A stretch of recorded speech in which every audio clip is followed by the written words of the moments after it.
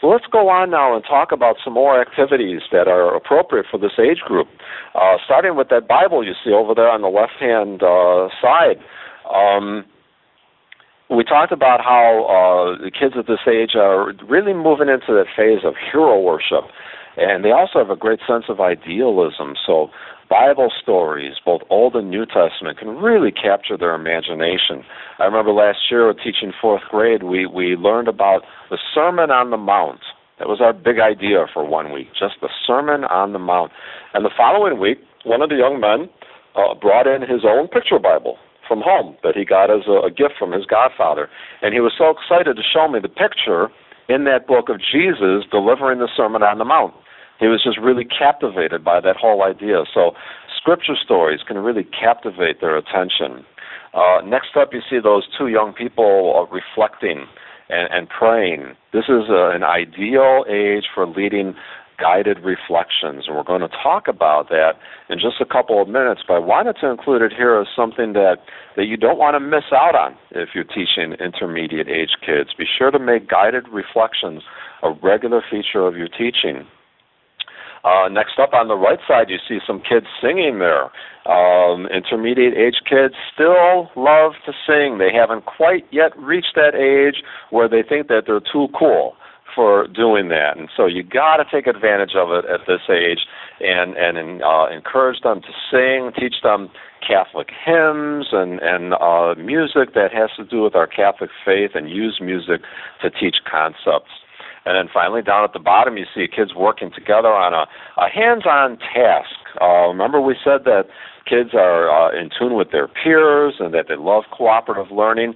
So be sure to think of ways that you can give them some really concrete tasks to accomplish in small groups that reinforce what you're teaching, something hands-on and concrete with some concrete steps involved. And just a couple more activities to share with you that are good for intermediate age kids. The first one is learning stations. This is a picture of learning stations that I set up with my fourth graders last year. I was teaching them about the sacraments.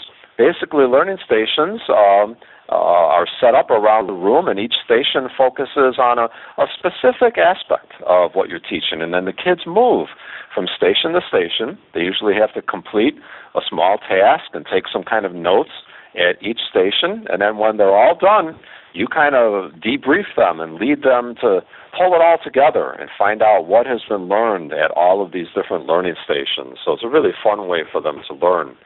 And then finally, here's a young fourth grader who's working on an activity sheet. Intermediate age kids love activity sheets, blackline masters.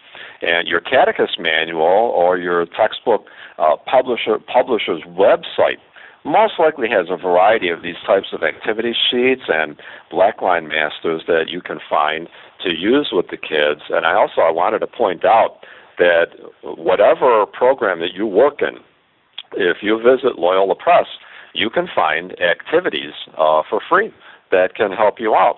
And so if you go to loyolapress.com, click on Faith Formation, followed by clicking on either Christ Our Life or Finding God, and then click on the Activity Finder, you're going to find gobs of free activities that you can use, and you can find them for the appropriate age. So I encourage you to do that.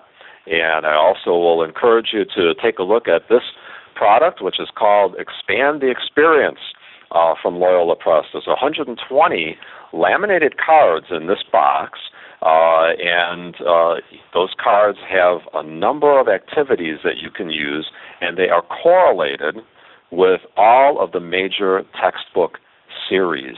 So whether you use Loyola Press or not, these activities are correlated with your textbook. And there's a box for first and second grade, third and fourth grade, fifth and sixth, and so on. So you might want to talk to your catechetical leader or DRE about purchasing a box like this. It might be a little bit out of range for an individual catechist to buy, but it's a great resource to have for a religious ed program.